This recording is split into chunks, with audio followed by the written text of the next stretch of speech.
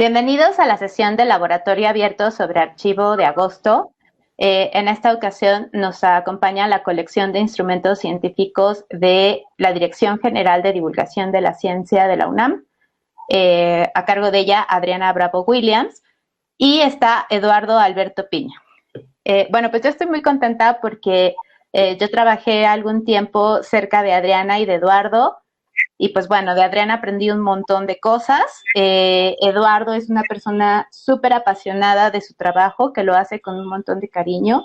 Y si ustedes van por ahí de Universum, se lo van a encontrar y seguramente van a salir con una experiencia muy buena de ahí. Los presento. Adriana Bravo Williams es la responsable académica del área de las colecciones históricas de ciencia y tecnología en Universum, el Museo de las Ciencias de la Dirección General de Divulgación de la Ciencia de la UNAM. Estudió física en la Facultad de Ciencias, donde impartió clases durante 40 años. Realizó estudios de pedagogía en la Maestría de Enseñanza Superior de la Facultad de Filosofía y Letras de la UNAM. Se incorporó al Museo Universum desde sus inicios, donde fungió como jefa de Departamento de Educación, del programa Voluntariado y de algunas salas. Coordinó e impartió los programas de capacitación para el personal del Museo Universum, la coordinación de medios y varios museos más. También tiene una amplia trayectoria en la actualización de maestros usando estrategias museopedagógicas. Aunado a ello, ha desarrollado productos de divulgación en varios medios de comunicación. Como ejemplo de ello, la revista impresa para niños, La Canica, y su complemento digital en una página web. Carteles impresos doble cara como guías para maestros y alumnos de bachillerato, guías temáticas para visitas autogestivas en Universum, contenidos para audioguías, juegos didácticos, talleres de ciencia, y actualmente desarrolla los contenidos sobre los instrumentos históricos de la colección para infografías que se publican en las redes sociales del Museo Universum. Eduardo Alberto Piña Mendoza es maestro en Administración y licenciado en Ingeniería Mecánico-Electricista por la Universidad Nacional Autónoma de México.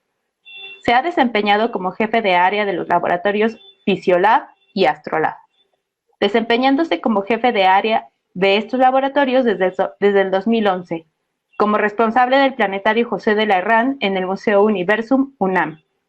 Ha impartido más de 200 conferencias sobre astronomía, construcción de telescopios y tecnologías de instrumentos astronómicos. Es fundador del proyecto Noche de las Estrellas en México y ha coordinado eventos de divulgación como Roboteando, ganador del récord Guinness, Reto México 2011, concurso de cohetes, Feria de Ciencias, entre otros. Su labor dentro de la astronomía ha sido reconocida por la Secretaría de Educación del Estado de Guerrero, por sociedades astronómicas y por el Instituto de Educación Media Superior del Distrito Federal. Participó en el libro Astronomía Básica, editado por la Dirección General de Divulgación de la Ciencia.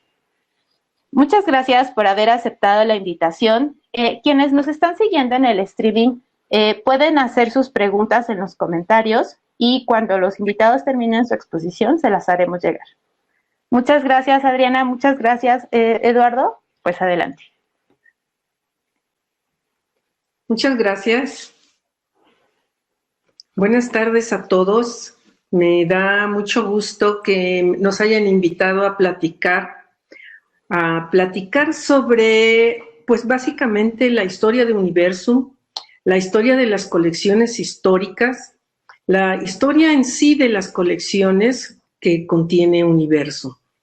Eduardo tiene mucha experiencia en eso. Eduardo empezó desde sus inicios, al igual que yo, y realmente hemos aprendido un montón de cosas, pero todavía nos faltan un montón de cosas por hacer. Entonces, yo quiero empezar a decirles que vamos a dividir esta plática en dos partes. La primera es un contexto, también es un contexto histórico, pero es un contexto que nos va a llevar a la realidad que estamos actualmente llevando a cabo.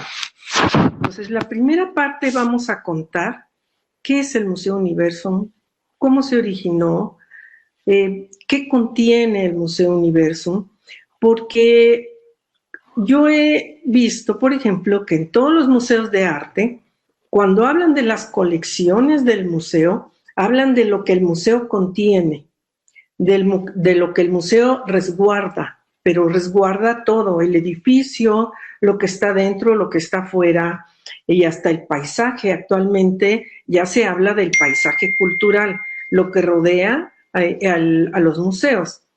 Entonces, por eso que quisiera que empezáramos por esa parte. ¿Qué es Universum? ¿Qué contiene el Museo Universum? ¿Cómo se inició? ¿Y cómo inició sus colecciones? Entonces, esta parte se la voy a dejar a Lalo, porque Lalo sabe mucho de eso. Y yo voy a hacer una segunda parte en donde voy a hablar específicamente de las colecciones históricas de ciencia y tecnología. El nombre oficial es Colecciones Históricos, Científicas y Tecnológicas. El nombre ha variado de vez en vez, pero básicamente lo que contiene es eso, objetos históricos. Entonces, Lalo, no sé si quieras tomar la palabra. Claro. ¿Tú tienes la presentación? ¿La quieres ir pasando? No la tengo aquí instalada, más bien si quieres tú ya la tienes en pantalla, ¿no? La podrías. Sí. Ok. Mientras voy comenzando la voy a compartir. el Museo Universum. Y tú me vas indicando cuándo le cambio, ¿sale? Claro, claro.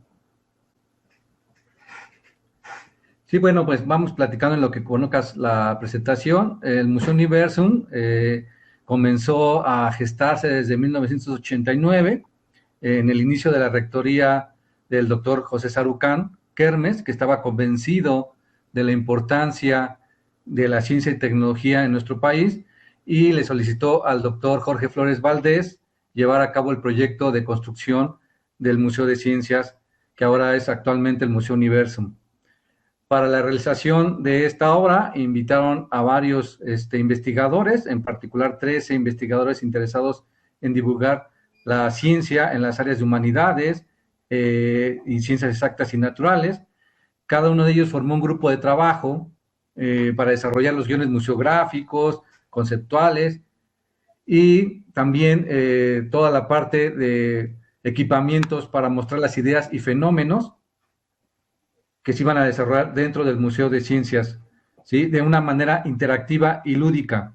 Esto era muy importante porque hay que recordar que antes de 1992, que fue cuando se inauguró el Museo Universum, todos los museos la mayoría no eran interactivos. En México no había ningún interactivo, ¿sí? Y este era el primero que iba a hacerse de manera interactiva. En Estados Unidos había varios ya interactivos, como el Smithsoniano y varios museos, pero en México no. Y entonces la importancia de este museo era poderlo hacer interactivo. Y bueno, como ustedes observan ahí, hay un equipamiento que se llama Van de Graaff. Ese equipo era muy querido en el museo, estaba dentro de la sala Estructura de la Materia, junto con una bobina de Tesla también, que era una parte muy especial del museo. Y aquí lo que trataban era enseñar toda la parte de física, ¿no? Este equipamiento fue desarrollado en el museo y obviamente bajo la asesoría del ingeniero José de Lerrán, quien era el director, el asesor técnico del director general, en este caso del doctor Jorge Flores, que él era el director general, ¿no? Por ejemplo, ahí tenemos otro equipamiento que está actualmente en el museo, se llaman las placas de Chandley. Estos equipos nos demuestran cómo las vibraciones hacen, dependiendo del el contorno de esa placa, dependiendo del modo de vibración que se le someta a esa placa, podríamos tener varias figuras ahí interesantes. Pero hubo muchos gabinetes al momento de construirse Universum, y uno de los gabinetes, por ejemplo, el gabinete de arte, que se encargó de invitar a ciertos artistas para representar ideas y conceptos de ciencia y tecnología con las diferentes técnicas artísticas. Y si me das la siguiente, Adriana, ahí vamos a ver un poco de estas partes artísticas. La siguiente, Adriana. Por ejemplo, el arte en Universum, Acróbatas de Jesús Mayagoitia. ¿Sí? El Museo Universum fue concebido no solamente en la parte científica, sino también artística, y esta mezcla de ciencia y arte era lo que también ha hecho muy emocionante a todos nuestros visitantes en Universum. Por ejemplo, hoy el mosaico de Penrose también, que fue por Juan Sandoval. Bueno, todas estas partes, más adelante Adriana nos platicará, Pero lo que yo quiero platicarles es lo del ingeniero José Lerrán, de cómo él empezó a concebir esta colección histórico-didáctica, ¿sí? Mejor conocido como, ahí está el ingeniero José Lerrán, mejor conocido como Pepe de Lerrán. El ingeniero de Lerrán, desde su juventud, ha construido cosas de astronomía, ha realizado pues muchas actividades y construyó el telescopio principal de San Pedro Mártir, Baja California, pero ya antes, desde sus inicios, es desde 6 años, había construido telescopios con su papá y telescopios caseros, o sea, telescopios desde hacer 2 pedazos de vidrio hasta terminar y tener ya en punto de la operación el telescopio. También, como su papá estaba a cargo de la estación de radio y televisión, en este caso, perdón, de radio, de la XCW, de Televisa, obviamente el ingeniero de Lerrán, pues vivía ahí y podía tener ya desde los 6 años esta convivencia con los fierros de los transmisores, ¿no? Él, desde toda su vida, ha estado inmiscuido en la radio y en la televisión, y todo el tiempo ha estado siendo un científico restaurador de equipos tecnológicos. Como buen conocedor de la radio, le gustaban las radios, le gustaban todo lo que tenía que ver con televisión, y entonces empezó a coleccionar durante 50 años, pues una gran colección de aparatos pues, científicos, didácticos, que él no solamente coleccionó radios, sino coleccionó también televisores, hizo otra colección de motores Stirling, hizo también de calculadoras, de computadoras y cámaras de cine y de fotografía. Él era un apasionado, bueno, es todavía el ingeniero José Lerrán, todavía aún vive con nosotros, está en Acapulco, y él es un apasionado por la fotografía, por la óptica, por la mecánica, la ingeniería, le gusta la astronomía, es divulgador de astronomía, ¿sí? Y es la maqueta de San Pedro Mártir, es el telescopio principal, el más grande que tenemos. Gracias a ese telescopio, el ingeniero de Lerrán comenzó a incursionar en la universidad, porque antes de eso él trabajaba en Campos Hermanos, haciendo aceros, aleaciones de aceros especiales, y entonces el doctor Arcadio Poveda lo mandó a llamar para construir este telescopio en la Sierra de San Pedro Mártir, a más de 3,000 metros de altura, y hasta la actualidad es el telescopio más grande que tenemos en México. De hecho, cuando uno va a su casa, ahí tiene una maqueta también del telescopio de San Pedro Mártir, una maqueta más grande que esta que ustedes ven, es la maqueta que existe en la sala de universo del Museo Universum, ¿sí? Es el telescopio principal y todo el edificio de San Pedro Mártir. Pero también por ejemplo, ahí la imagen que estamos viendo es el Astrolab. El Astrolab, ahí está una maqueta también del telescopio, ¿sí? El Astrolab es un espacio que el ingeniero de Lerrán ideó cuando se creó el Museo Universum en el 92. Lo primero que tenían que hacer era todos los equipamientos y todas las salas y todos los conceptos dentro del museo. Y a un costado o enfrente del museo está la Casita de las Ciencias, que ahí estaban los gabinetes de museografía, de ingeniería, y varios espacios quedaron ahí, como en particular, libre. Después de que ya se terminó de hacer todo el museo, ese espacio ya quedó libre, entonces el ingeniero se le ocurrió hacer un laboratorio de astronomía y le inventó el nombre de Astrolab. Arriba de este edificio, bueno, más bien de esta parte, está el observatorio, ahí está el observatorio, ¿sí?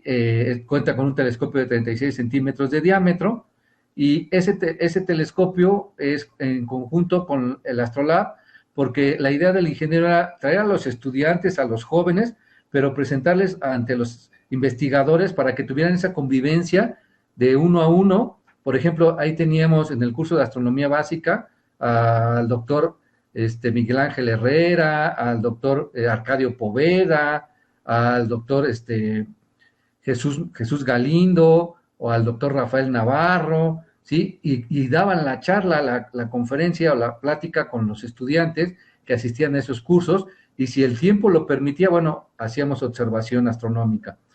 todo eso era porque el ingeniero pues tenía este carácter de divulgador, de científico, pero además de educador, y creó otro espacio adicional al Astrolab, que es, bueno, ese en particular es un telescopio histórico. Ese telescopio está en exhibición actualmente en la sala del Museo Universum, pero ese telescopio fue hecho por su padre y por él cuando él tenía 7 años, 8 años. Es un telescopio de 30 centímetros de diámetro, expuesto. Después de ese hizo otro más grande, uno de 70 centímetros, el ingeniero de Lerrán con su papá, ¿sí? Y el Museo Universum conserva este, que es uno de los icónicos, porque el otro, el más grande, lo tiene el ingeniero, pero este lo donó al museo. Es una pieza muy histórica. Ese telescopio tendrá más de 70 años, ¿sí? También, bueno, eso es parte de los objetos de la colección, pero no sé si tú quieres platicar más acerca de esto. Bueno, yo nada más quiero decirles que muchos de estos aparatos que están aquí ahorita en esta imagen, el ingeniero de Lerrán los buscaba. Él era muy apasionado por la tecnología, le gustaba desde niño la óptica, la astronomía, la mecánica, y entonces cada vez que veía además era restaurador, él le gustaba meter las manos a los equipamientos, era su pasión como ingeniero, y entonces cada vez que veía, por ejemplo, en la Lagunilla, porque él visitaba la Lagunilla constantemente, veía un aparato, por ejemplo, un sismógrafo, entonces lo compraba, lo restauraba y lo coleccionaba, o veía telescopios, los reparaba, los coleccionaba, iba haciendo un acervo de colección histórico-didáctica muy grande. De hecho, en el museo tenemos cinco colecciones tenemos una de robots. Si das la imagen, 2 imágenes atrás, Adriana, podríamos ver el robot. Yo conocí al ingeniero de Lerrán, ese robot, Omnibon 2000, ese robot se presentaba en el Museo de la Comisión Federal de Electricidad. El ingeniero de Lerrán también tenía una colección grande de robots, tiene todavía porque muchos de ellos están en su casa, ¿sí? Otros están en la colección del museo, pero muchos de ellos también están en su casa, y en particular hacía exhibiciones con él en el MUTEC, en el Museo de Tecnología de allá de Chapultepec, que ya no existe el museo tampoco, pero bueno, yo ahí conocí al ingeniero de Lerrán haciendo una exhibición cuando nos mandaban. ¿Se acuerdan que antes la SED mandaba a todas las escuelas al Museo de Historia Natural, pero también al Museo Tecnológico? Y en una de esas visitas estaba el ingeniero de Lerrán manejando este robot, dando una conferencia de lo que era la robótica, y obviamente pues uno empezó a apasionarse por todas estas cosas de divulgación, en particular de la robótica, porque no solamente en el MUTEC daban de robótica, hacían también de aviación, hacían de astronomía, de muchas otras áreas. Y bueno, yo la verdad es que ya al momento que llegué, yo conocí al ingeniero Lerrán allá en el MUTEC a través de este robot, por ahí del 85, 87, cuando estaba en la primaria. Pero ya cuando me tocó trabajar con él en el Museo Universum, la verdad es que fue un privilegio. Todo aquel que ha conocido al ingeniero de Lerrán sabe que es un caballero muy simpático, cordial, además muy amable el ingeniero. Él es una persona muy, muy suspicaz en función de todo lo que quiere darnos a conocer. Y cuando nos enseñaba, bueno, por ejemplo, yo tuve el privilegio de trabajar con él y que me enseñaba no solamente la parte de ingeniería de robótica, sino también la parte de cómo vivir la vida en función de todas las cosas que hay, de todo lo que se tiene que hacer, porque es un dicho que él tiene muy conocido, es que nosotros como mexicanos sabemos hacer ingeniería, y tal es su caso, que hizo el telescopio más grande que tenemos en México, el de San Pedro Mártir, pero no es que no podamos, sí podemos. El problema es que no se quiere o no se tiene la infraestructura para poder desarrollar todo lo que se puede desarrollar en México con tanta gente, con tanta ideología y con tantas cosas interesantes que tenemos. Pero bueno, no sé, tú, Adriana, si quieres hablar un poco más acerca de él. También lo conociste perfectamente, trabajaste al lado con él. ¿Cómo no, Lalo? Muchas gracias. Bueno, los hemos querido llevar por este camino porque justamente está entrelazada la colección de la que finalmente vamos a tratar, que es la colección histórica. Pero lo que acabamos de ver es que esa colección histórica realmente es una parte muy pequeña de todos los objetos que el ingeniero de Lerrán tiene por todos lados en el Museo Universo. Él inició como el asesor técnico del director general en 1992, asesorando cada uno de los proyectos que se estaban realizando en el museo. En el museo se invitaron a 13 investigadores para que cada uno formara los contenidos de una sala. Entonces, el museo inició con 13 salas, 13 investigadores y con un montón de gabinetes que se iban conformando de acuerdo a las necesidades que se iban dando para desarrollar el museo. Entonces, los especialistas desarrollaban el contenido, los ingenieros desarrollaban equipos, porque la mayoría de los equipos que están en Universum fueron desarrollados, creados, diseñados por personal de la UNAM y personal que fue invitado de otros lugares, pero principalmente de la UNAM. Entonces, el ingeniero como asesor técnico pudo engarzar los objetos históricos con el arte, con la ciencia actual y con las innovaciones tecnológicas. Entonces, todavía esta imagen que estamos viendo es uno de sus robots de la colección de robots, que actualmente el museo tiene 13 de ellos, pero está en una exposición que fue traída del extranjero, una exposición que habla de robótica y que fue traída del extranjero, y sin embargo todavía tenemos presencia con nuestros objetos en estas salas. Entonces, empezamos con que todavía tenemos objetos históricos dentro del Museo Universo. En la sala de astronomía está este telescopio. En la sala de química hay una colección importante de objetos en donde en el inicio de la sala se aborda el tema de cómo nuestro estilo de vida ha podido cambiar gracias a los materiales que se han inventado, innovado y fabricado en el mundo. Entonces, en la sala de la salud, por ejemplo, tenemos una colección importante de 53 microscopios históricos, también en una vitrina muy adecuados. Entonces, la colección de instrumentos históricos, científicos y tecnológicos, de acuerdo con las palabras del propio ingeniero, fueron sus objetos más queridos, más importantes y más valiosos, porque son aproximadamente 200 años de historia de ciencia y tecnología. En estos equipos, alguno que acabo yo, por ejemplo, de investigar, es de 1834. Un microscopio de los que hubo cuando se estaba desarrollando la idea de qué es la célula y cómo se estudia y qué más allá hay de la célula. Entonces, el ingeniero, muy metódico, conformó 14 colecciones. Las 14 colecciones tienen un inventario interno. Entonces, de estas colecciones, tenemos, por ejemplo, cosas tan... Permítanme un momento, voy a apagar esto. Perdón. Pero en estas colecciones tenemos cosas tan extraordinarias como este magnetrón.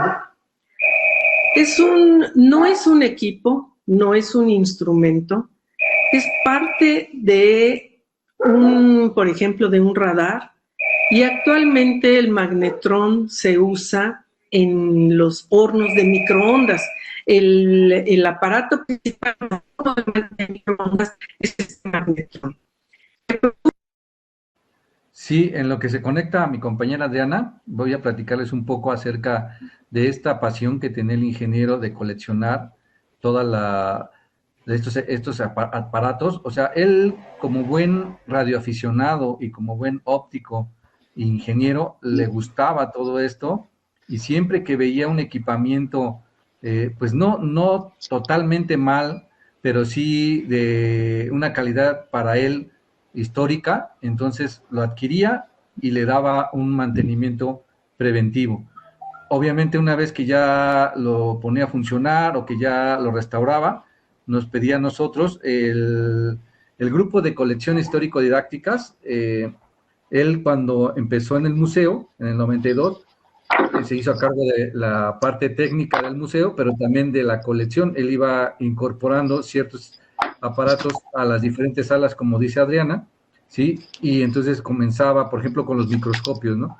Tenía una colección de 50 microscopios y los iban colocando, por ejemplo, ahorita están en química, pero antes los ponían en otra sala. Teníamos la sala de ¿cómo se llamaba? Reproducción humana, que eran unos grandes libros, y ahí también tenían estos microscopios.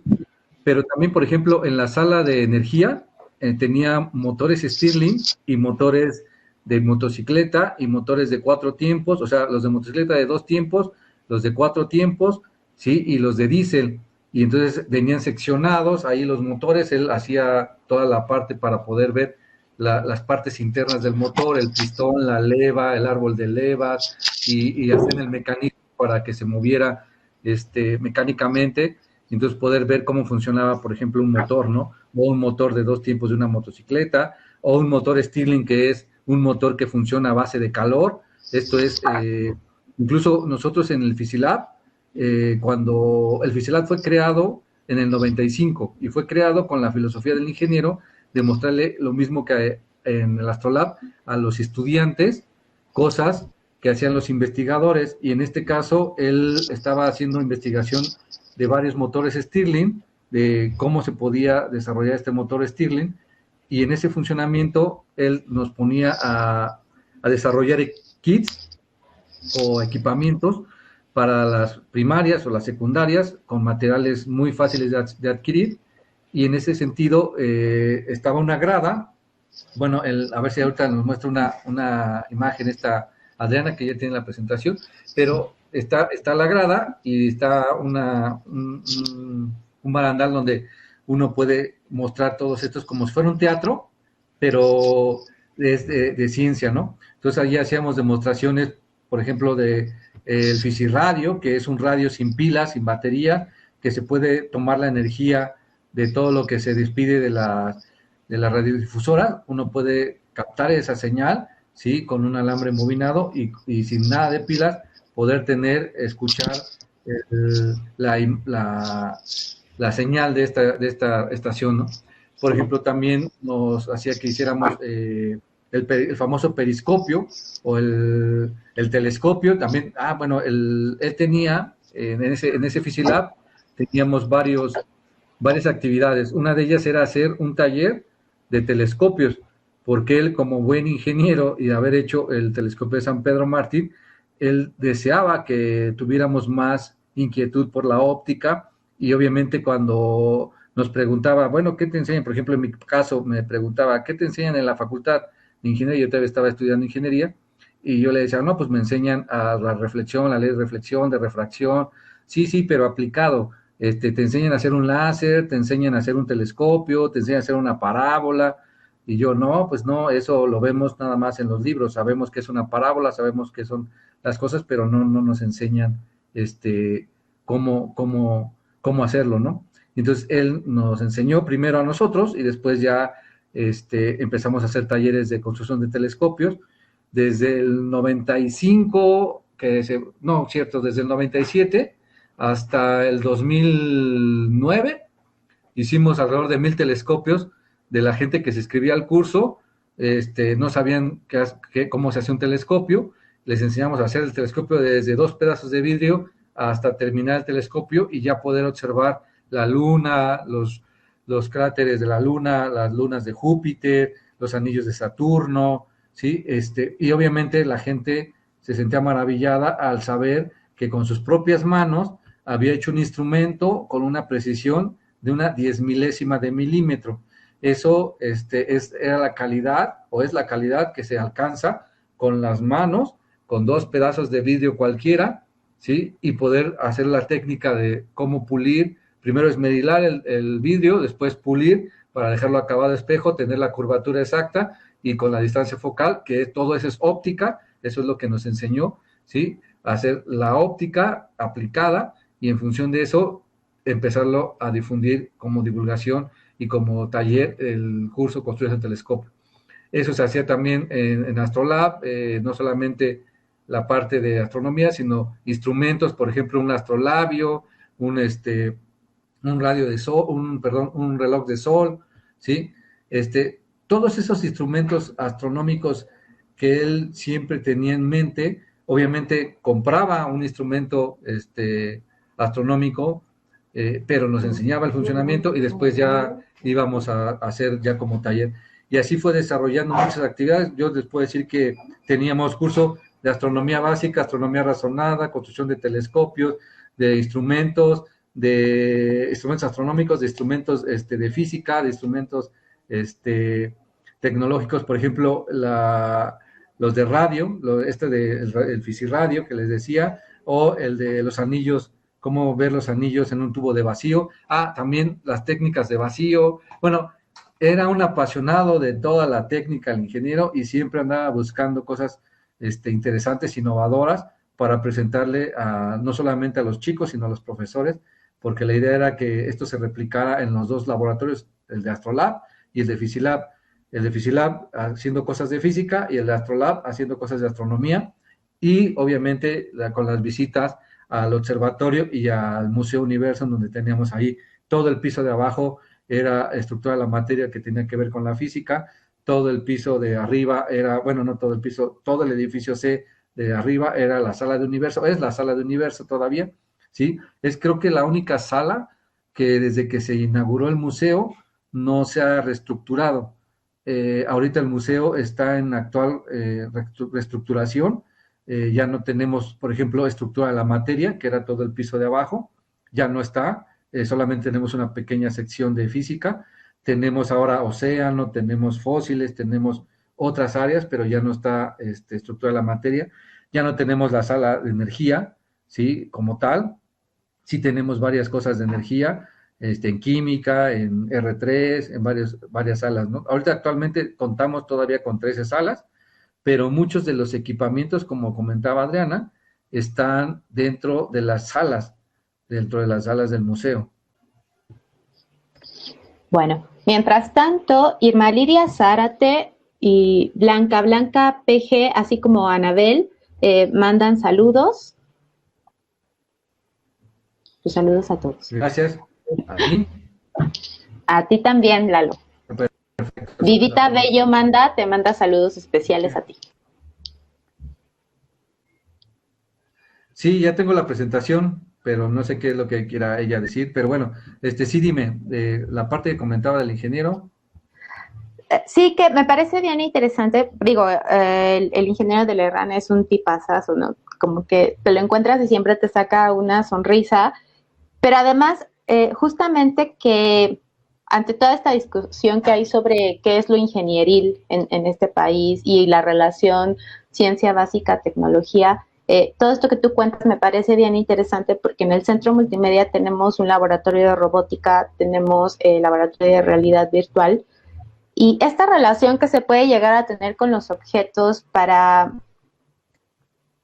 manipularlos y a lo mejor poder de pronto elaborar una pieza o poder elaborar en este caso tu propio telescopio, un poco lo que también está haciendo Abraham Rubí en el laboratorio, en el Astrolab, Fisilab, cuando tomas este curso de radioastronomía y eres y que puedes elaborar especie de radio para detectar ondas, me parece que es algo que de pronto puede llegar a ser muy, muy importante para quienes están desarrollando proyectos artísticos, porque te permite vincularte con los instrumentos más allá de tener una idea y que alguien más la elabore, sino que te permite como tener este acompañamiento de poder ir entendiendo cómo funciona ese instrumento, ¿no? Y creo que eso es algo muy valioso de esta colección.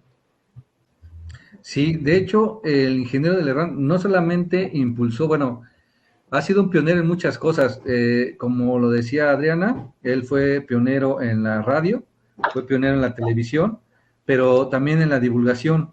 La Sociedad Mexicana de Divulgación de Ciencia y Tecnología, que tenemos actualmente, él fue impulsor de esa sociedad. La Sociedad Mexicana de Astrobiología, que está el congreso ahorita, en esta semana va a haber congreso, ¿sí? También él fue uno de los impulsores y creadores de esa sociedad. Bueno, hay muchas, él estuvo en la Sociedad Astronómica de México también, cuando fue el eclipse del 85 y fue un gran auge.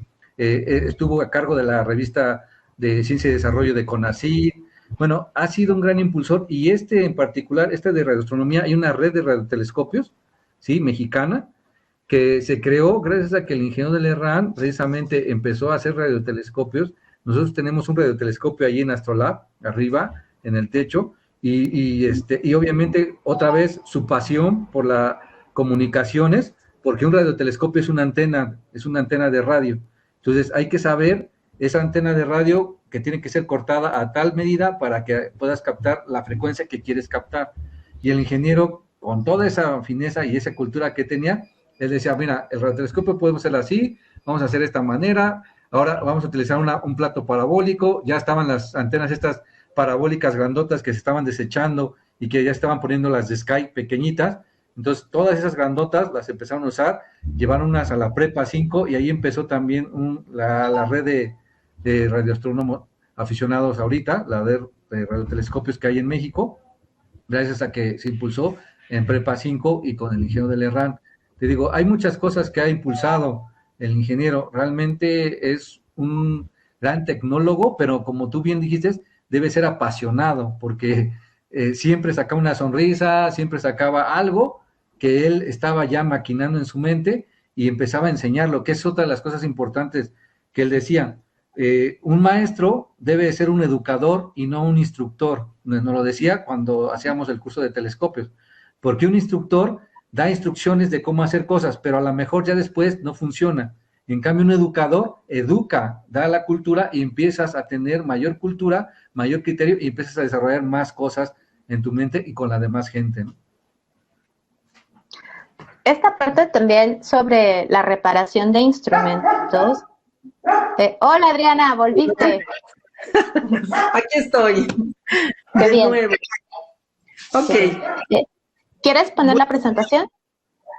No, la presentación en realidad se cortó, y voy a platicar. Creo que es más sano. Bueno, les acabamos de dar un panorama así muy rápido de cómo nació esta colección. Esta colección nació con un personaje apasionado de la ciencia y la tecnología, que justamente empezó su colección con su padre para aprender ciencia y tecnología. En cada equipo que él conseguía, buscaba saber cómo funcionaba, cuáles eran sus partes, cuáles eran las partes importantes de ese equipo. Entonces él se formó, él aprendió y él enseñó después ingeniería, tecnología y ciencia, y fue un excelente divulgador porque conocía las partes esenciales de cada uno de sus equipos. Fue entonces un iniciador de la curaduría de equipos de ciencia y tecnología. Es uno de los pocos que yo conozco, aparte de Eduardo. O sea, formó, no nada más fue él un curador especial, fue un innovador en su tiempo de la curaduría de estos equipos, sino que formó mucha gente, y un ejemplo claro es Eduardo, que es también un especialista, es un curador de estos tipos de objetos que, como vieron, pueden tener variaciones inmensas. El tema que me plantea Elena en esta conversatorio, en esta plática, es justamente qué problemáticas hemos encontrado para conformar una memoria, un archivo, un catálogo, una base de datos con respecto a estos objetos. Como acaban de ver, son 14 colecciones que se pueden clasificar de esta manera por el uso que la sociedad le dio al objeto, por el uso que tuvo y por el uso que todavía se le puede dar. La mayoría de los objetos que se han presentado en el Museo Universum no son objetos que el público pueda identificar. Nosotros pusimos una vitrina, por ejemplo, en un pasillo, la última vitrina que contiene los objetos de la colección, ¿verdad? Y fue una vitrina que llamamos Gabinete de Curiosidades, como los gabinetes que se conformaron y que después formaron museos. En este gabinete yo me paraba a oír y a observar al público. Y en una ocasión teníamos ahí un teléfono de inicios del siglo XX, y entonces, pero el gabinete lo conformamos también con especies biológicas y especies geológicas también, como atractivo principal para que la gente se acercara y conociera también de objetos históricos, de ciencia y tecnología. Y en una ocasión estaba una familia y la madre empezó a ver, los niños estaban muy emocionados viendo las especies biológicas, las tarántulas. Y entonces la madre les decía, ¡guau! ¿Ya vieron el teléfono? Y entonces, pues nadie le hacía caso. Lo dijo como 4 veces, hasta que uno de los niños, que pues ya no era, pues tenía 10 años más o menos, dijo, ¿cuál teléfono? O sea, ni siquiera identificaba. Para ellos, esto que tenemos aquí es teléfono, cámara, despertador, reloj, contestadora, micrófono, lupa, todo lo que se puedan imaginar lo tenemos ya en una mano. No era, para él ese objeto no significaba absolutamente nada.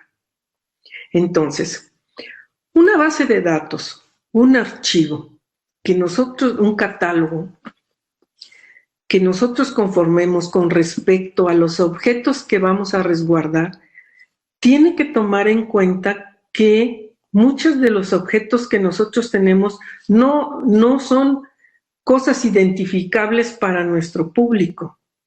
Y que entonces tenemos que añadir en ese catálogo cosas que relacionen lo que se hizo con lo que actualmente se conoce.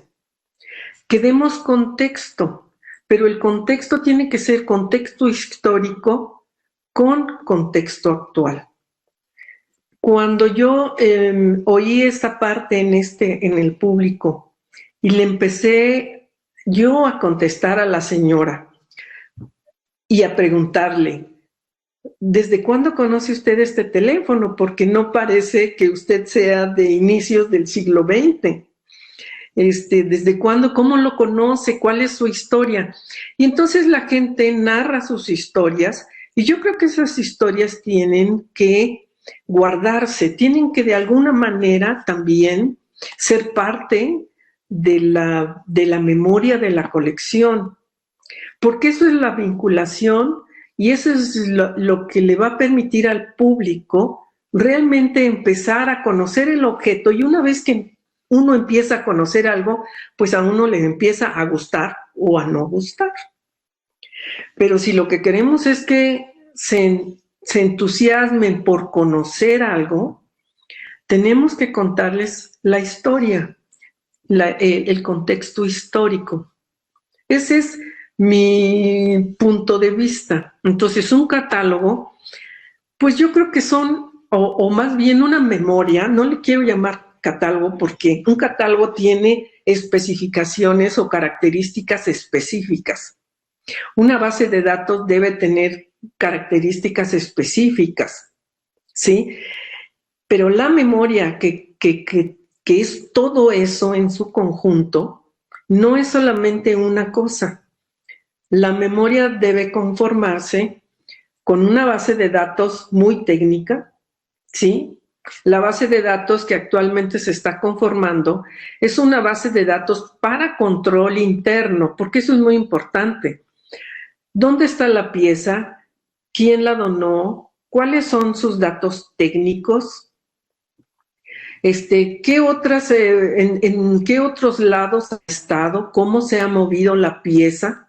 ¿Sí? Eso es muy importante y eso es una base de datos muy técnica.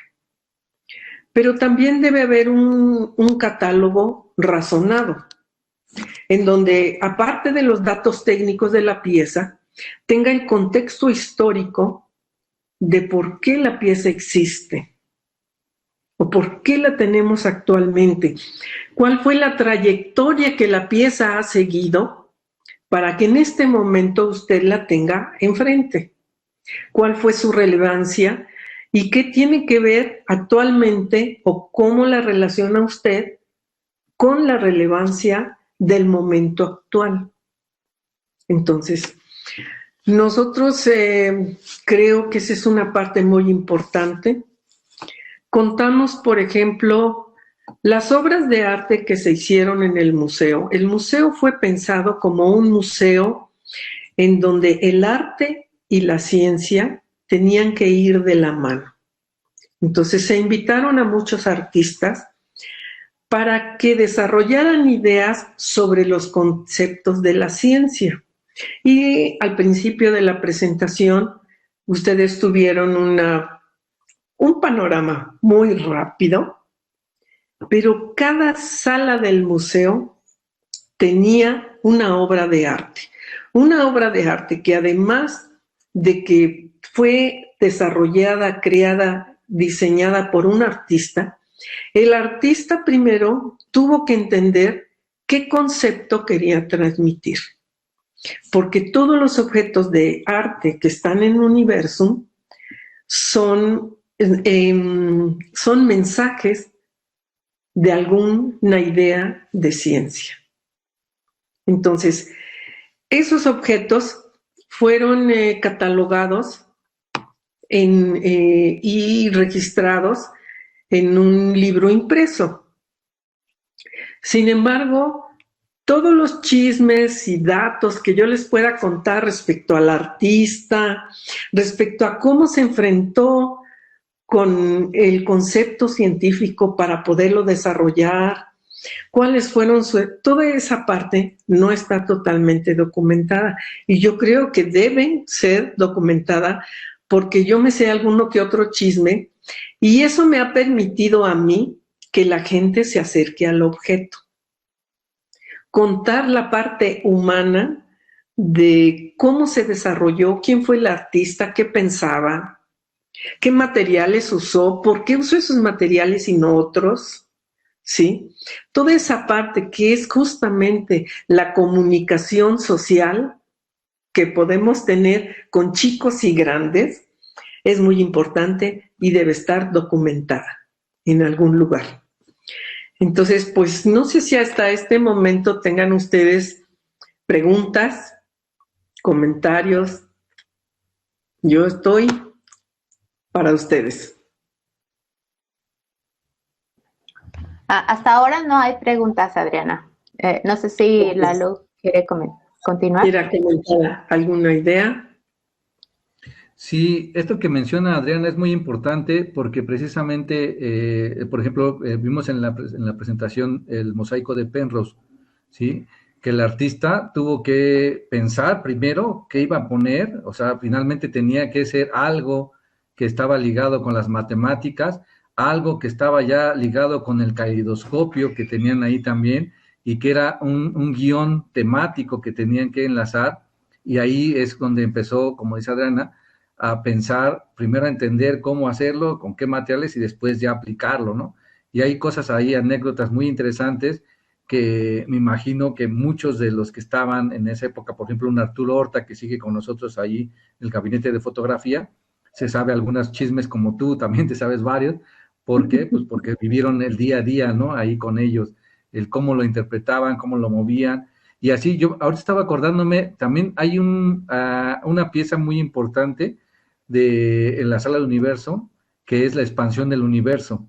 Y Julieta Fierro, ya ahorita por lo que dices del tiempo, ya utiliza para la expansión del universo estas bolas que se expanden de plástico, que son muy, muy fáciles de adquirir en cualquier lado, pero antes no existía esa manera de visualizar la expansión, ¿no? Y el artista, que ahorita tenemos un equipamiento ahí en la sala del universo, ¿sí? De la expansión del universo, ese artista sí tuvo que pensar en cómo hacer el mecanismo para hacer esta expansión y que se moviera como Julieta Fierro quería que se moviera, ¿no? Y una vez que ya salió al mercado este juguete, pues Julieta Ferro compró varios, dijo, no, ahora sí voy a tener ya mis expansiones de universo para mostrar y no estar llevándolos a la sala de universo, ¿no? Sí, es cosa muy interesante que, como dices tú, tiene que ver el contexto tanto temporal como lo que tuvo que hacer el artista para llevar a cabo lo que le platicaron que tenía que hacer, ¿no? Claro.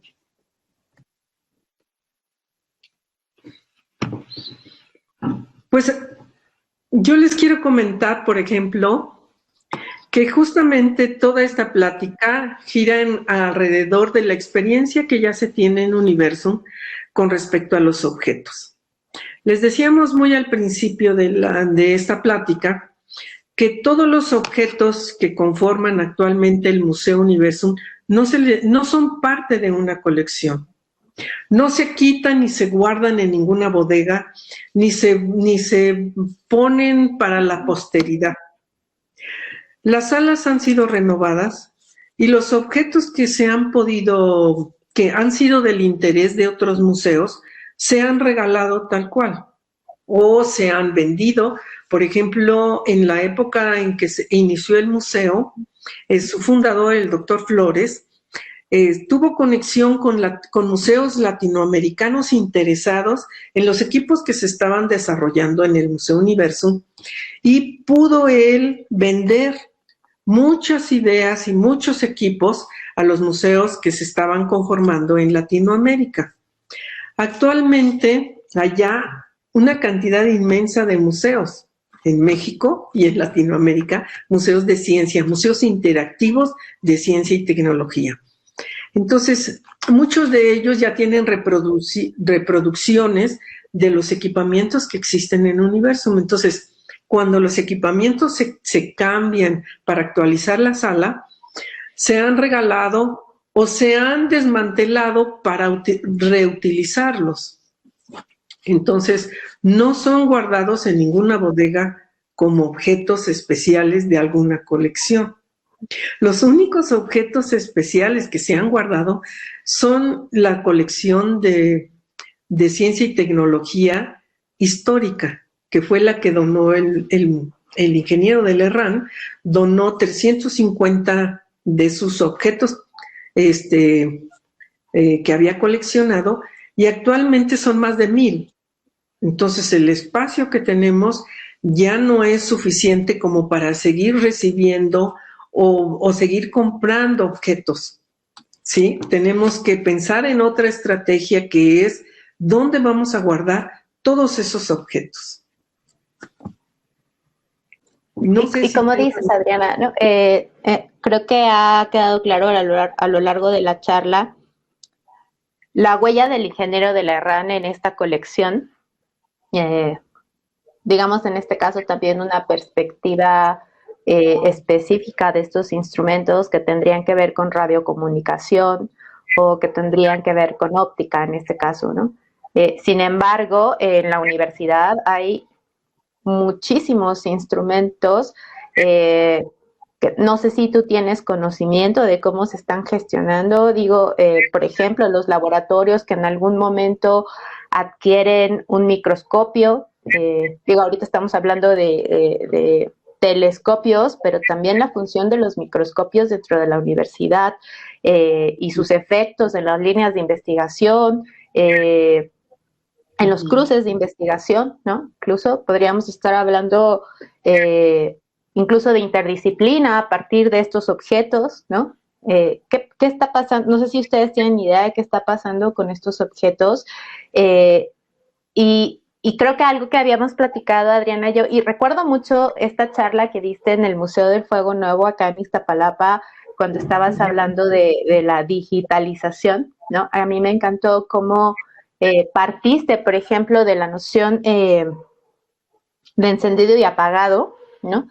Y que parece que más allá de ser una cronología, es una inteligibilidad del funcionamiento del objeto, ¿no? Y que ese es otro de los problemas que me imagino que tienen en la colección y que en las diferentes conversaciones de laboratorio abierto sobre archivo de repente aparece, ¿no? Que parece que la solución en el caso de eso que se conoce como archivo es la digitalización de ese archivo, ¿no? Pero ¿qué ocurre con los instrumentos, no? O sea, es decir, ¿por qué pensar en estos instrumentos desde su operabilidad, ¿no? Desde la reparación, que me parece un tema súper interesante y que creo que es un momento de empezar a pensar en reparación de objetos también, ¿no? Digo, a nivel humanidad creo que estamos enfrentando un montón de problemas y pensar en la reparación podría ser también una línea importante para considerar, no sé si en los museos, no sé si en las instituciones, ¿no? Pero bueno, ahí ya van como 3 preguntas. ¿Qué piensan? ¿O qué saben? No sé si tú quieras contestarla o...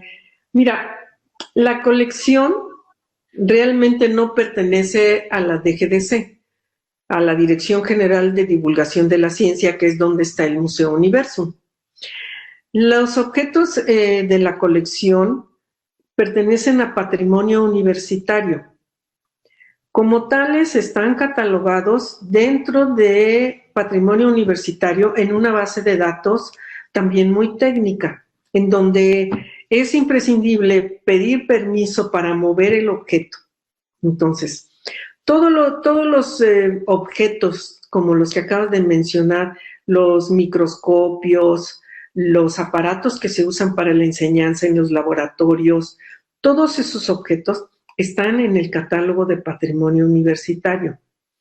Yo no puedo ir y decirle al director, oye, yo quiero aquí este microscopio porque me falta en mi colección. Tengo que hacer gestión administrativa, solicitando y justificando por qué quiero que el equipo esté a mi resguardo. Lo único que hace patrimonio es decir, todo es de patrimonio, lo único que usted puede hacer es, con mi permiso, pasarlo, por ejemplo, de la Facultad de Ciencias al Museo Universum, porque usted ha dicho que lo quiere exponer, que lo quiere dar a conocer al público. Nada más. De ahí nosotros no podemos siquiera intervenir a los equipos. Nosotros tenemos que solicitar a Patrimonio que venga a hacer una valoración del objeto para que ellos decidan si tienen dinero para su conservación, para su mantenimiento, pues su conservación. No podemos ya intervenir ninguno de los equipos que les mostré. Entonces, sí tenemos solicitudes, por ejemplo, de ingeniería. El año pasado hubo una solicitud muy interesante de un microscopio que hacía microfilms, que eso se usó hace como 20 o 30 años para resguardar justamente todos los documentos que ya no cabían en los archivos. Se hacían microfilms que eran muy pequeños y en donde tú podías llevar el microfilm de un lado a otro, pero tenías que tener el equipo para después poderlo leer, ¿no? No nada más era hacerlo, sino que después como lo leían teníamos que tener el aparato, ¿no? Entonces nos iban a regalar uno, pero nosotros ya no tenemos espacio.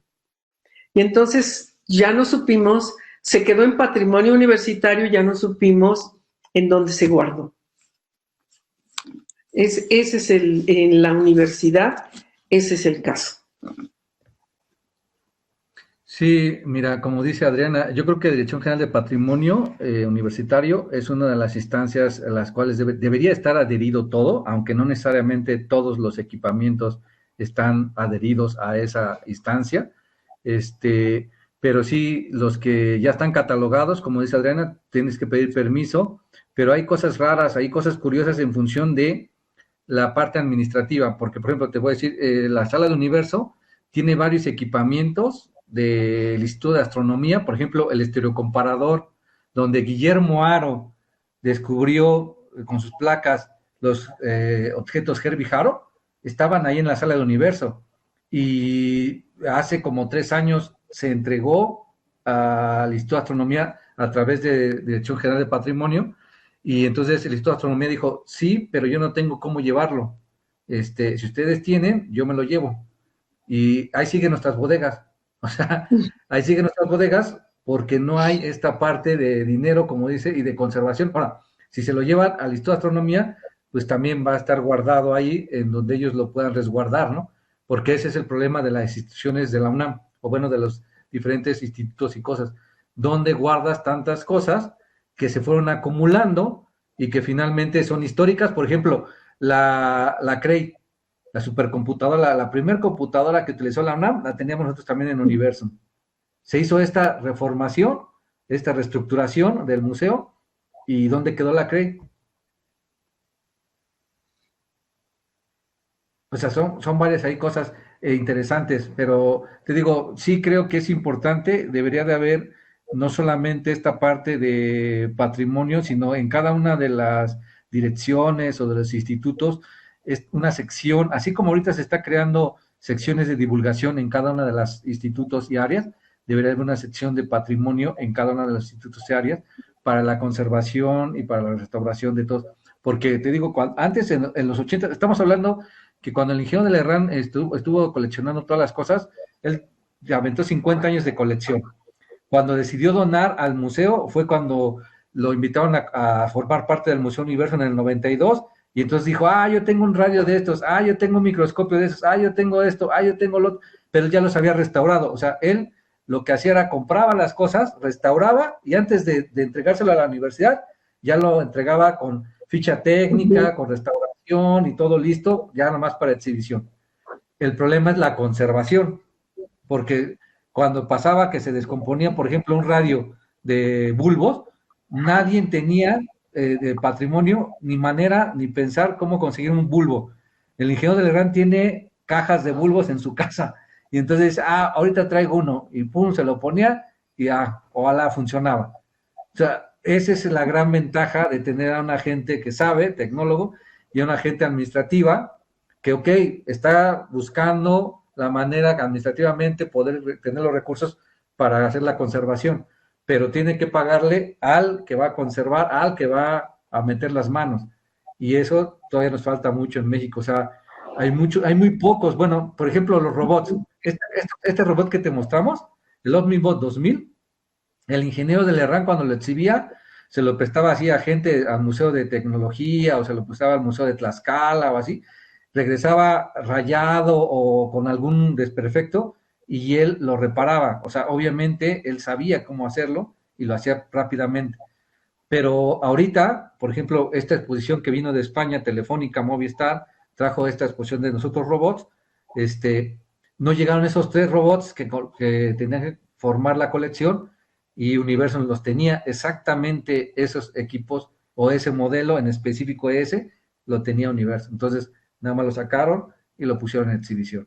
¿Sí? Ahora que se va a la exposición, otra vez lo van a regresar, pero esas son de las cosas, como dice Adriana, no todas las cosas están guardadas, o sea, no hay manera de guardar todo. Hay muchas cosas que están en exhibición porque no se pueden guardar, ya no tienes lugar donde guardarlas. Bueno, hay perdón. Lo que yo sí sé es que ya hay un comité, ¿no, Adriana? Que ya no permite, antes sí podías, digamos, llegar con un ofrecimiento de algún televisor de algún año, ¿sí? Y si les interesaba la colección histórico-didácticas, decían que sí, se hacía todo el trámite administrativo y se tenía. Pero ahora ya no es así, ya hay un consejo, ¿qué es, Adriana? Sí, hay un comité que valora justamente si el equipo puede darle valor, aumentar el valor de la propia colección o no, porque o ya está repetido, o históricamente tiene relevancia, o históricamente por qué tiene relevancia, o sí, ese comité tiene que conformarse, y yo creo que en cualquier espacio, cualquier museo que tenga una colección, sí debe pensar en el futuro, en el sentido de que va a llegar un momento en que tu espacio sea insuficiente.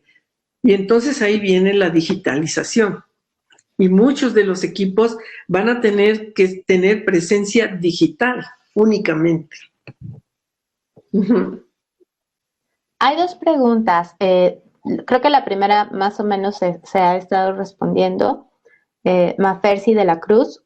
¿Se piensa crear un anexo al Museo Universum para exponer estos instrumentos o equipos? Bueno, creo que un poquito ya digo, si quieren ahondar en ello me parecería muy interesante. Creo que esto que dice Lalo es importante, que se empiece a descentralizar en la propia universidad el manejo de la divulgación y de los instrumentos. Creo que da mayores posibilidades de dar a conocer más cosas y de pronto tener un mejor manejo, ¿no? Porque como han estado ustedes diciendo una y otra vez, es demasiada la producción tanto en investigación como en este manejo patrimonial, ¿no? ¿Les hago la otra pregunta o contestan esta primero? Pues no sé si quieres abundar, Lalo, para responder. En alguna ocasión sí se había pensado que la casita fungiera como un anexo del museo. De hecho, ahí se tenían ya varias actividades como anexo, el laboratorio de astronomía, el de física, ¿sí? Pero ahora que se hizo académico, ya no se tiene contemplado esa parte. Ahora, no se tiene un edificio como tal. Sí se ha pensado en la reestructuración, tener otro edificio anexo, pero eso tiene que ver con otras entidades universitarias, ¿no? No solamente con patrimonio, sino con entonces con la reserva ecológica y demás. Entonces, no creo, o sea, tendría que ser algo muy, pues muy sustentado. Por ejemplo, se había pensado en el planetario José Lerrán quedó pequeño, o sea, se inauguró en el 2007, el ingeniero de Lerrán dijo, vamos a poner un planetario porque desde antes, desde que él dice que tenía memoria, quería tener un planetario en el MUTEC, había, pero no en el museo, en la UNAM, entonces quería tener un planetario, se puso la primer piedra con Ramón de la Fuente de un planetario grande enfrente del MUAC, ¿sí? No se llevó a cabo por cuestiones económicas, por cuestiones de recursos, pero se dijo que iba a hacerse un planetario.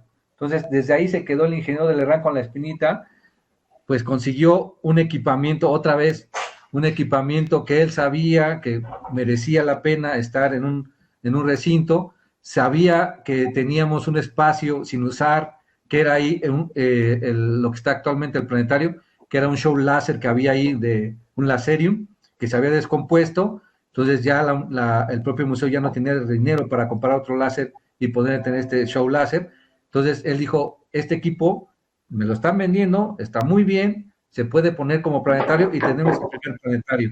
Julieta Fierro, que en ese momento, no era Julieta Fierro, era esta Julia Tagüeña, que en ese momento era la directora, dijo, Pepe, pues adelante, tráelo y lo ponemos aquí donde tú quieres.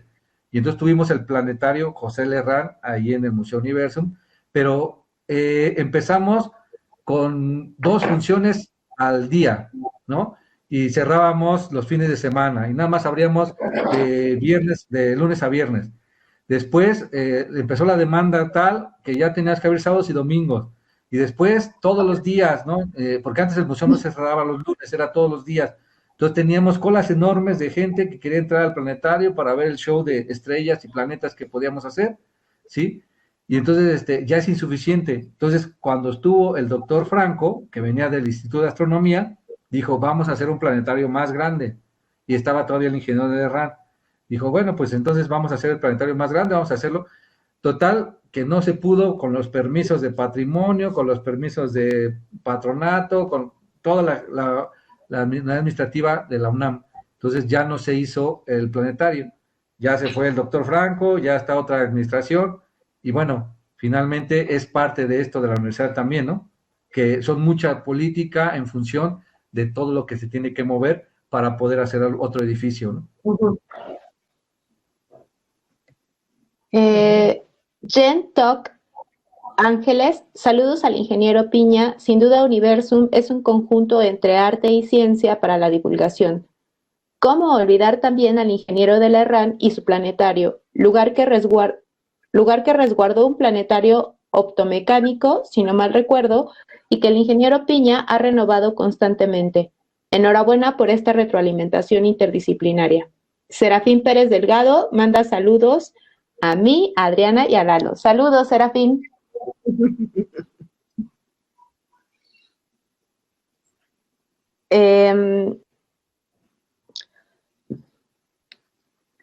Como que de un tiempito para acá ha comenzado a tomar fuerza la importancia de la interdisciplina arte, ciencia, tecnología.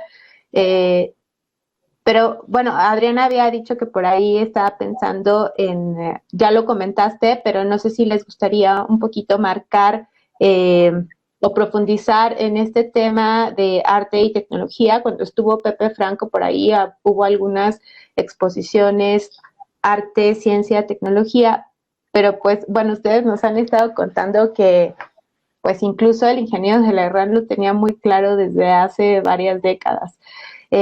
¿Cómo vislumbran ustedes esta relación a partir de los instrumentos? Sobre todo, por ejemplo, Adriana desde la física y tú, Lalo, desde esta perspectiva, no de una ingeniería que aprende a utilizar de manual, sino que es capaz de desmontar los aparatos, operarlos, y no sé, de inventar otro. Es que yo pensaría en el ingeniero de la ERRA más que en un ingeniero, como en un inventor, ¿no?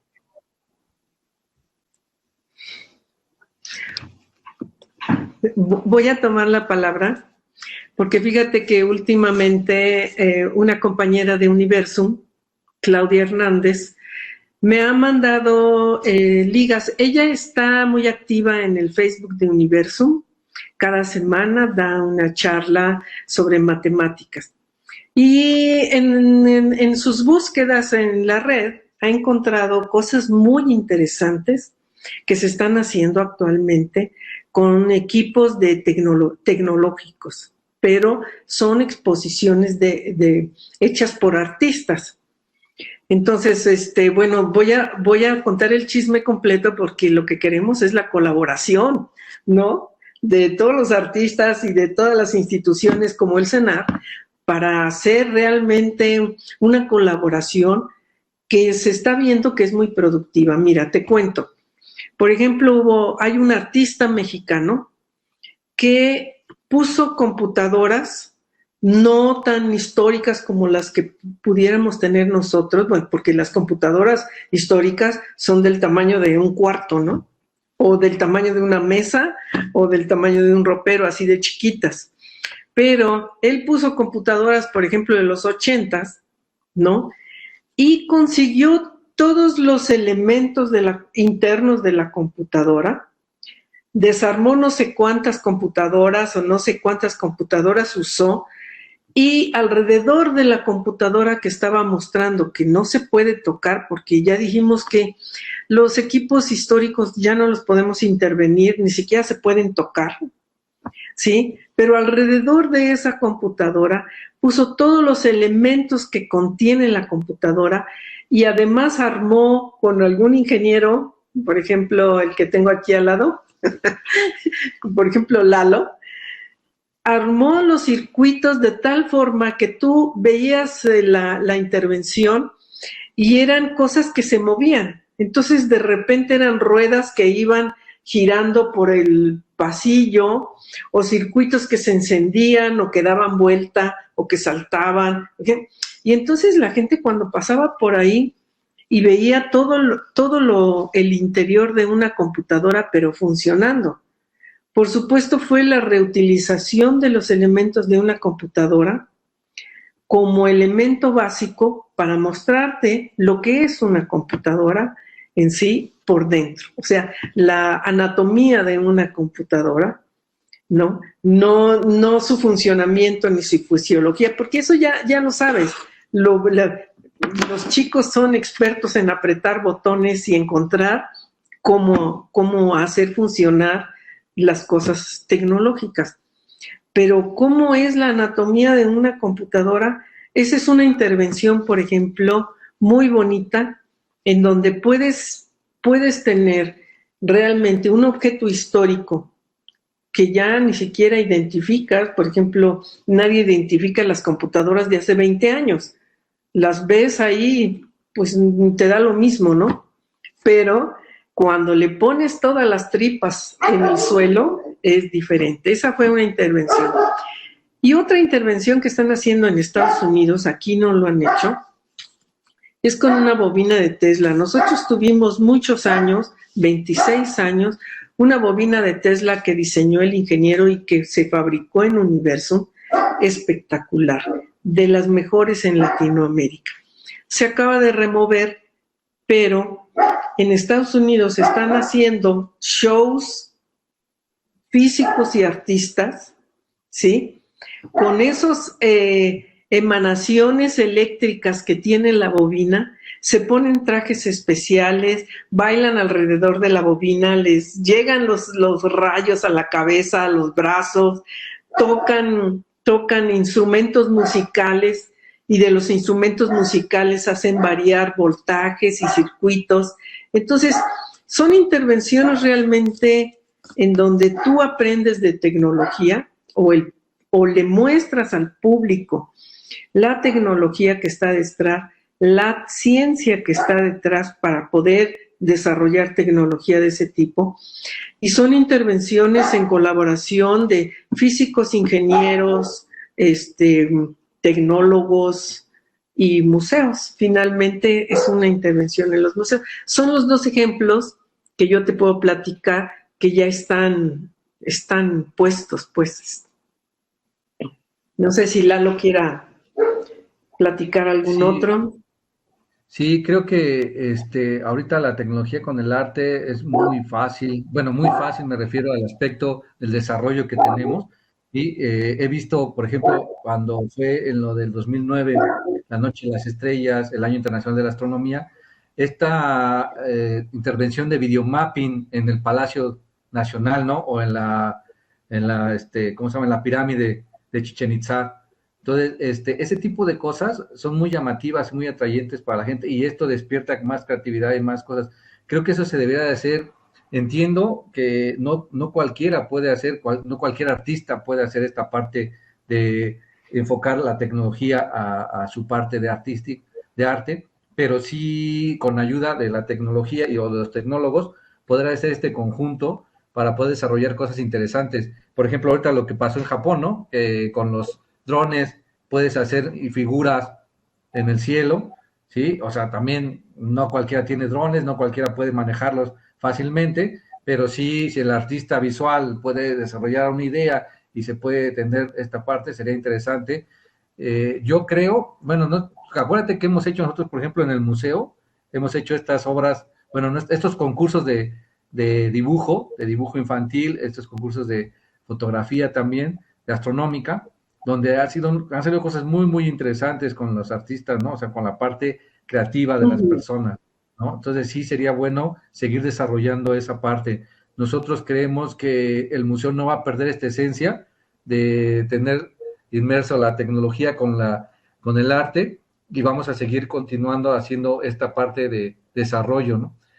Sí es importante que tengamos esta parte y que queramos hacer mucho más de lo que ya tenemos. Uh-huh.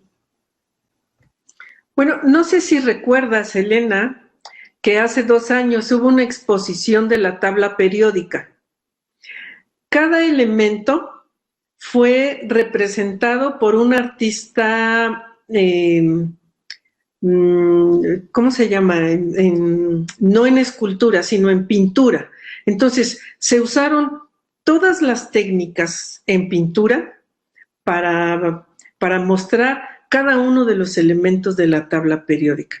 Y la verdad es que fue muy exitosa, o sea, la gente realmente se preguntaba, ¿qué es el tantalio? Y entonces se acercaba porque la expresión del artista lo estaba invitando a conocer qué era, por ejemplo, el tantalio, ¿no? Que ni el nombre conocían del elemento, cosas así. Entonces, son experiencias exitosas que yo creo que podemos promover. No, completamente. Ahora que hablabas de la bobina de Tesla y que ahora, bueno, hay muchos memes en internet sobre Tesla, pues es una pena que ya no esté la bobina en Universum, pero bueno, o sea, pensaba en la bomba de vacío y como en toda esta historia que hay alrededor de las exhibiciones que se hizo con la bomba de vacío y, y digo, o sea, más bien me pone a pensar todo lo que ustedes dicen, ¿no? Como la importancia de ver operar un objeto, digo, en aquel entonces cuando estábamos pensando en la bomba, bueno, más bien cuando estaban aquellas exhibiciones de la bomba de vacío, pues de pronto había por allí una ola como de misterio, como de magia, ¿no? Eh, Dado el contexto de la época. Pero, pero creo que podrían ocurrir cosas muy interesantes y que sobre todo, bueno, una de las cosas que nos interesa desde el Laboratorio de Investigación en Arte y Tecnología es justo generar estos cruces interdisciplinarios que tú bien dices. Y pues bueno, o sea, yo acá cacho la iniciativa de hacer colaboraciones, yo encantada. Porque creo que la interdisciplina lo que requiere son conversaciones de largo aliento, ¿no? Y creo que parte de esta conversación es ver operar los instrumentos, poder ser parte de la operatividad de dichos instrumentos, porque implica sí una materialización de a lo mejor la ley de la termodinámica, pero también implica una relación con el objeto en el sentido o sea, ¿por qué opera ese instrumento en este espacio, no? Todo lo que podríamos pensar, por ejemplo, sobre la informática, sobre las computadoras, creo que hay temas que están siendo muy necesarios discutir desde una aproximación crítica a lo tecnológico y justamente creo que esta relación de conversación sería, pues, seguramente podría desencadenar en investigaciones, en piezas, ¿no? Ni siquiera me imagino cuántas otras cosas podrían detonarse. Esto que dices de la tabla, o sea, nada más imagino como toda la química que hay detrás del óleo, ¿no? Cómo un artista se puede aproximar químicamente a una reacción y cómo esa reacción se puede materializar en una sustancia que nos da estéticamente un resultado, ¿no? Entonces, digo, yo encantada de que eventualmente hagamos una colaboración juntos. Creo que ya no hay más preguntas. Federico Simón Escalona. También el ingeniero Lalo ha dado o dio cursos de construcción de telescopios fuera de Ciudad Universitaria. Esto permitió que la divulgación se extendiera a otros sitios que están lejos de la casita de las ciencias de Universum. Bueno, esto es un gran, no sé si problema o un gran reto, ¿no?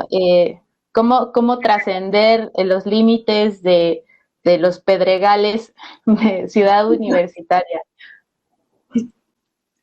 Okay.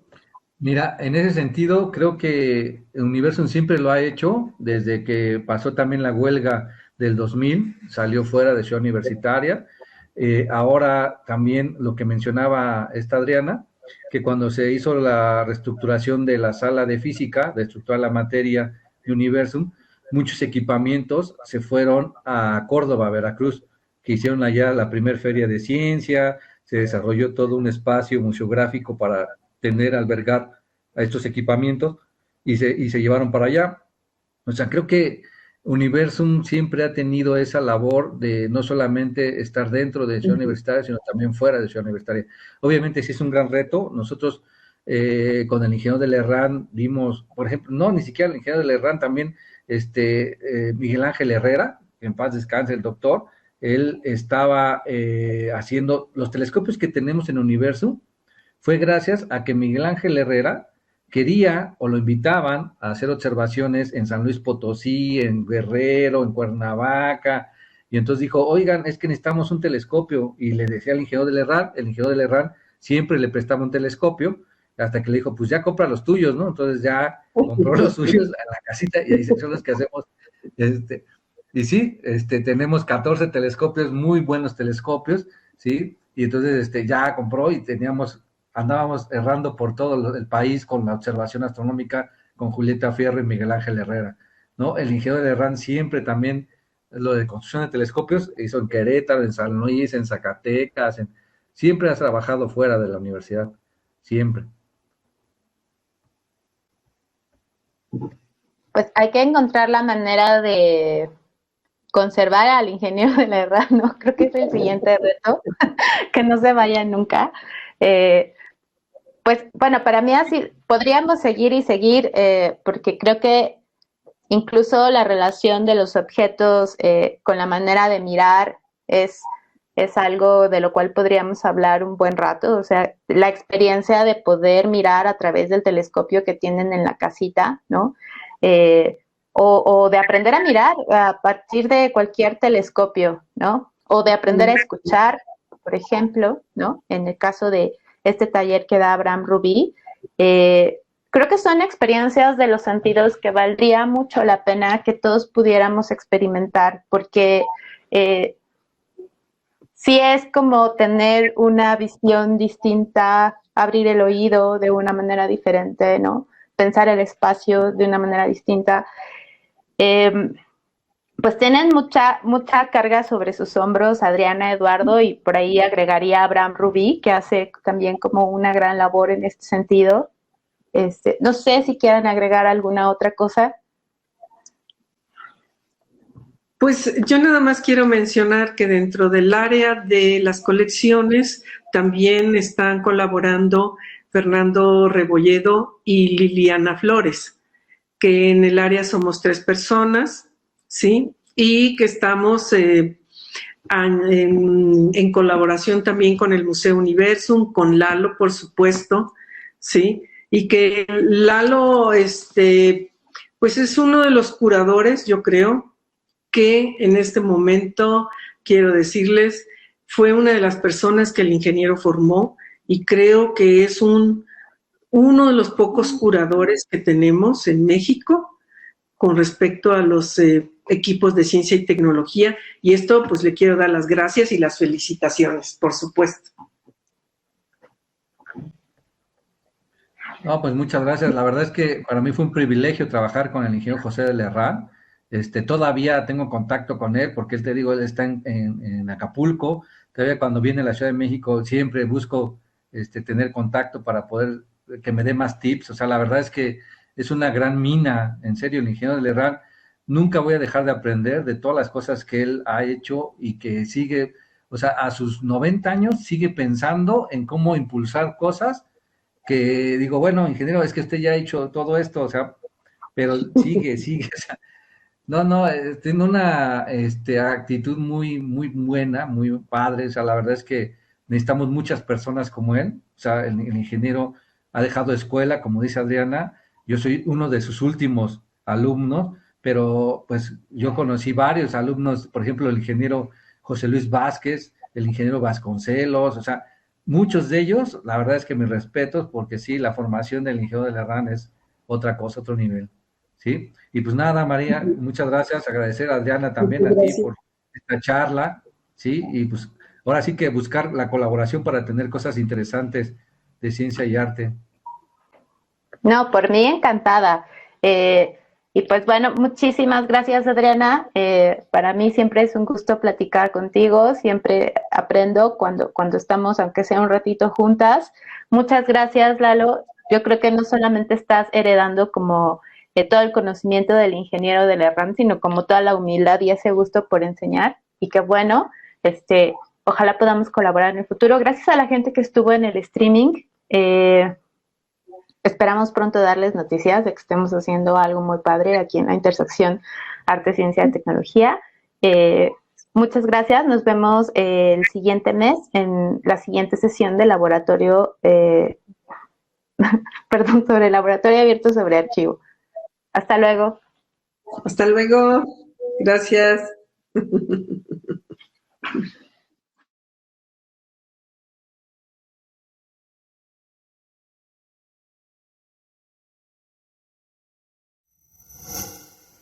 Gobierno de México.